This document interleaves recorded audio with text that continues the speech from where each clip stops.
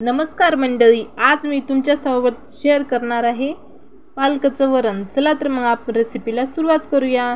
त्यासाठी स्वच्छ पालक धुवून घ्यायची, त्यानंतर एक एक काढू निसून व्यवस्थित चिरून घ्यायची।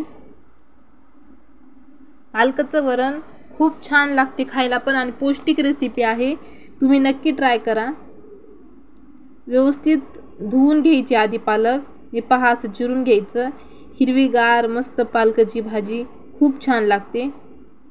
हे पहा आपली पालक किती छान आहे, ताजी पालक आहे। त्यानंतर आपण कुकरमध्ये लावणार आहोत। त्यासाठी 1 वाटी तुरीची डाळ आणि पाव किलोला थोडी कमीच आहे पालक, त्यानंतर शिजवायला ठेवले आहे। मी कुकर लावला आहे, 3 शिट्यामध्ये आपली डाळ शिजून तयार आहे। त्यानंतर त्याला घडसून घ्यायचं। फोडणीचं सामान मी चिरून घेतलं आहे। कोथिंबीर, टोमॅटो, लसूण, मिरच्या, हिरवी मिरची पेस्ट टाकायची, त्यामुळे वरणाला खूप छान चव येते। हिरव्या मिरचीने पालकाच्या वरणाला खूप टेस्टी होतं। त्यानंतर आपण फोडणी टाकायला घेऊया। तेल टाकायचं, मोहरी टाकायचं। मोहरी तळल्या की जिरे टाकायचे, व्यवस्थित गरम होऊ द्यायचं। आपलं तेल खूप गरम झालं आहे। त्यानंतर कांदा टाकायचा, हिरव्या मिरच्या,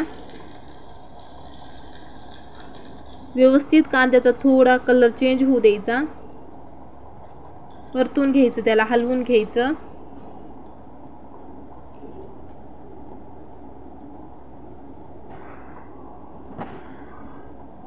जेवणातली टेस्ट येते, चव येते पालकाच्या वरणाला, तुम्ही अशी रेसिपी करून पहा। त्यानंतर कांद्याचा कलर चेंज होऊ द्यायचा थोडासा।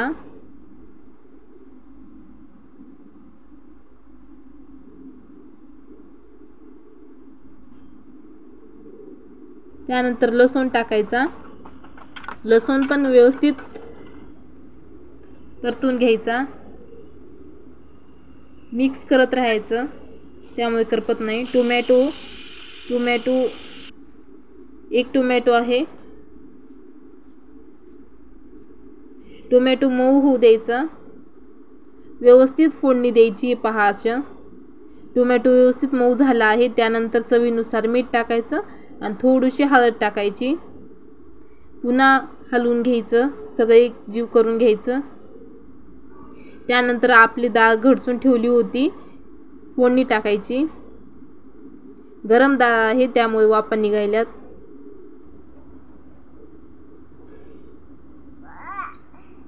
टिफिनला पण देऊ शकता, त्यावरून कोथिंबीर टाकायची। तुम्हाला ही रेसिपी कशी वाटली नक्की कळवा। व्हिडिओ आवडला तर लाईक, सबस्क्राईब करायला विसरू नका। अशाच नवनवीन रेसिपी पाहण्यासाठी चॅनलला सबस्क्राईब करा।